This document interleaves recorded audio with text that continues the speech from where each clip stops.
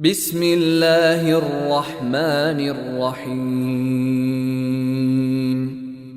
لم يكن الذين كفروا من أهل الكتاب والمشركين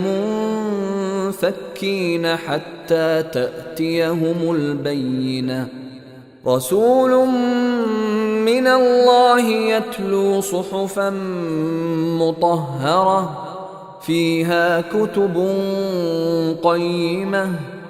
وما تفرق الذين أوتوا الكتاب إلا من بعد ما جاءتهم البينة وما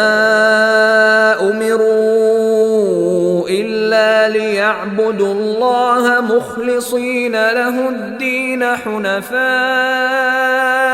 ويقيموا الصلاة ويؤتوا الزكاة وذلك دين القيمة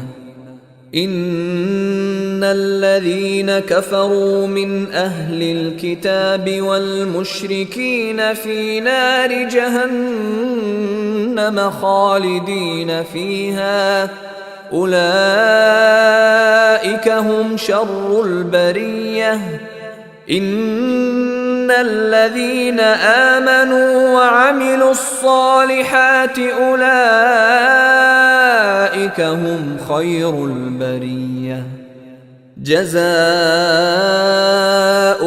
عند ربهم جنات عدن تجري من تحتها الأنهار خالدين فيها أبدا رضي الله عنهم ورضوا عنه ذلك لمن خشي ربه